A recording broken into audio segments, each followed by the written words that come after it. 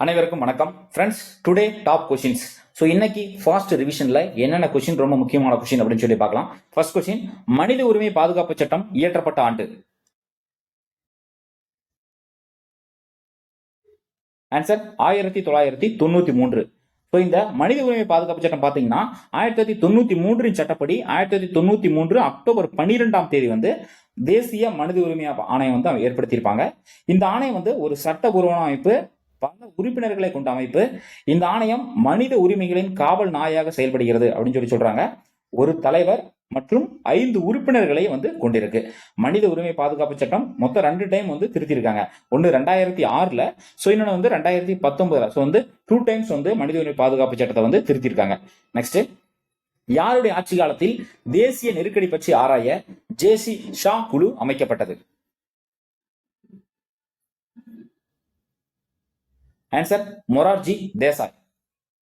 தேசிய நெருக்கடி பற்றி சொல்லக்கூடிய சட்டப்பிரிவு ஆர்டிகல் 352. தேசிய நெருக்கடி அறிவித்த ஒரு மாதத்துக்குள்ள, அதாவது ஒரு மாதத்திற்குள் சிறப்பு பெரும்பான்மை ஆதரவோட பாராளுமன்றத்துல ஒப்புதல் பெறணும். சரிங்களா? அதே மாதிரி பாத்தீங்கன்னா 1976 42வது சட்ட திருத்தத்தின்படி தேசிய நெருக்கடிக்கு 2 மாதம் அப்படின்னு சொல்லி மாத்தினாங்க. அதுக்கப்புறம் 1978 44வது அமெண்ட்மெண்டின் படி சிறப்பு பெரும்பான்மை ஆதரவோட மறுபடியும் வந்து 1 மாசம் அப்படின்னு சொல்லி திருப்பி மாத்திட்டாங்க. தேசிய நெருக்கடியை ஒரே சமயத்துல 6 மாதத்துக்கு மட்டும்தான் வந்து அறிவிக்க முடியும். சரிங்களா? ரொம்ப முக்கியமான பாயிண்ட்ஸ். நெக்ஸ்ட், இந்திய அரசு 1979ஆம் ஆண்டு 2வது பிற்படுத்தப்பட்ட ஆணையத்தை யாருடைய தலைமையில் நியமித்தது? இந்த கொஸ்டின் பாத்தீங்கன்னா டிஎன்பிஎஸ்சில ரிப்பீட்டடா கேட்டிருக்காங்க. Answer B P Mandal commission. இது வந்து குரூப் 2லயும் கேட்டிருக்காங்க. அடுத்து, இந்த மண்டல் கமிஷன், அதாவது பிபி மண்டல் கமிஷன் பாத்தீங்கன்னா மொரார்ஜி தேசாய் அரசாங்கம் 2வது பிற்படுத்தப்பட்ட ஒரு ஆணையத்தை வந்து அமைச்சாங்க பிபி மண்டல் தலைமையில. இந்த ஆணையத்தின் செயலாளரா எஸ்.எஸ். கில் வந்து இருந்தது. ரொம்ப முக்கியம். இந்த ஆணையத்தின் செயலாளரா எஸ்.எஸ். கில். அதே மாதிரி பாத்தீங்கன்னா முதல் பிற்படுத்தப்பட்ட ஆணையம் எப்ப ஏற்படுத்தினாங்க பாத்தீங்கன்னா 1953ஆம் ஆண்டு. அதோட தலைவரா காக்கா கலேல்கர் வந்து செயல்பட்டாரு. சரிங்களா? அடுத்து, தேசிய பிற்படுத்தப்பட்டோர் ஆணையம் வந்து 1993வது வருஷம் வந்து ஏற்படுத்தியிருப்பாங்க. தேசிய தாழ்த்தப்பட்டோர் ஆணையம் 2004வது வருஷம் ஏற்படுத்தியிருப்பாங்க. தேசிய சிறுபான்மையினர் ஆணையம் 1993ல வந்து ஏற்படுத்தியிருப்பாங்க. நெக்ஸ்ட், இந்தியாவின் புத்துலக சிற்பி என்று அழைக்கப்பட்டவர் யார்? இந்தியாவின் புத்துலக சிற்பி என்று அழைக்கப்பட்டவர் யார்? ஆன்சர் ராஜாராம் மோகன் ராய். ராஜாராம் மோகன் ராய்க்கு ராஜா அப்படிங்கிற பட்டத்தை வழங்கினது யாரு அப்படின்னு பாத்தீங்கன்னா முகலாய அரசர் 2ஆம் அக்பர் ஷா. ரொம்ப முக்கியமான கொஸ்டின். இவருக்கான இன்னும் அடைமொழி பேர் இருக்கு. இவர் இந்தியாவின் தேசிய முன்னோடி அப்படின்னு சொல்லி அழைக்கப்படுறாரு. நவீன இந்தியாவின் விடிவெள்ளி. இது ரிப்பீட்டடா வந்து எக்ஸாம்ல வந்து அடிக்கடி கேட்டுட்டே இருக்கக்கூடிய ஒரு வினா இந்த கொஸ்டின். அடுத்தது, வங்காள மறுமலர்ச்சியின் தந்தை. இவர் பாத்தீங்கன்னா 1817ஆம் ஆண்டு டேவிட் ஹேர் அப்படிங்கிறோட இணைஞ்சு கல்கத்தாவில் இந்து கல்லூரியை வந்து நிறுவியிருப்பாரு ராஜாராம் மோகன் ராய். இவரோட 2 முக்கிய பத்திரிகைகள் என்ன அப்படின்னு சொல்லி பாத்தீங்கன்னா சம்வாத் கௌமுகி, மிராட் உல் அக்பர். ஸோ 2 ரொம்ப முக்கியம். இது அடிக்கடி எக்ஸாம்ல கேட்கக்கூடிய வினா. நெக்ஸ்ட், காந்தியடிகளின் அரசியல் குருவாக திகழ்ந்தவர். காந்தியடிகளின் அரசியல் குருவாக திகழ்ந்தவர். ஆன்சர் கோபாலகிருஷ்ண கோகலே. நெக்ஸ்ட், 2வது முறையாக தாதாபாய் நவ்ரோஜி இந்திய தேசிய காங்கிரசின் தலைவராக எந்த மாநாட்டில் தேர்ந்தெடுக்கப்பட்டார்? ஆன்சர் லாகூர் காங்கிரஸ் மாநாடு. மெக்காலே கல்விக்குழு ஏற்படுத்தப்பட்ட ஆண்டு. மெக்காலே கல்விக்குழு ஏற்படுத்தப்பட்ட ஆண்டு.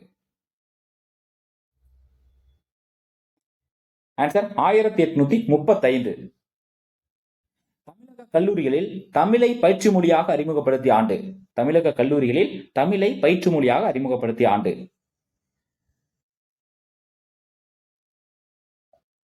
ஆன்சர் 1970. முதல் தேசிய கல்விக் கொள்கை எப்போது உருவாக்கப்பட்டது? ரொம்ப முக்கியமான கொஸ்டின். முதல் தேசிய கல்விக் கொள்கை எப்போது உருவாக்கப்பட்டது? ஆன்சர் 1968. தமிழக அரசின் புதுமை பெண் திட்டம் எதை உறுதிப்படுத்துகிறது? தமிழக அரசோட புதுமை பெண் திட்டம் எதை உறுதிப்படுத்துகிறது? ஆன்சர் பெண்களுக்கான உயர் கல்விக்காக இந்த ஏற்படுத்தப்பட்டதுதான் தமிழக அரசின் புதுமை பெண் திட்டம். தமிழகத்தில் இலவசமாக தையல் இயந்திரம் வழங்கும் திட்டம் யாருடைய பெயரில் வழங்கப்படுகிறது? தமிழகத்தில் இலவசமாக தையல் இயந்திரம் வழங்கக்கூடிய திட்டம் யாருடைய பெயரில்? ஆன்சர் சத்தியவாணி முத்து.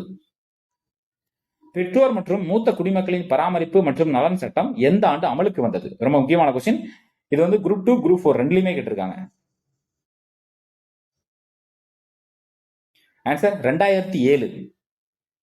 வெள்ளையனே வெளியேறு இயக்கத்தின் கதாநாயகி என்று கருதப்பட்டவர் யார்? வெள்ளையனே வெளியேறு இயக்கத்தின் கதாநாயகி என்று கருதப்பட்டவர். ஆன்சர் அருணா ஆசப் அலி. மருது பாண்டியர்களின் தலைமையிடம், மருது பாண்டியர்களோட தலைமையிடம். ஆன்சர் சிறுவயல். மெட்ராஸ் மாகாணத்தில் உப்பு சத்தியாகிரகத்தில் ஈடுபட்டு சிறைக்கு சென்ற முதல் பெண்மணி யார்? ஆன்சர் ருக்மணி லட்சுமிபதி. ரிப்பீட்டட் எக்ஸாம்ல கேட்டிருக்காங்க.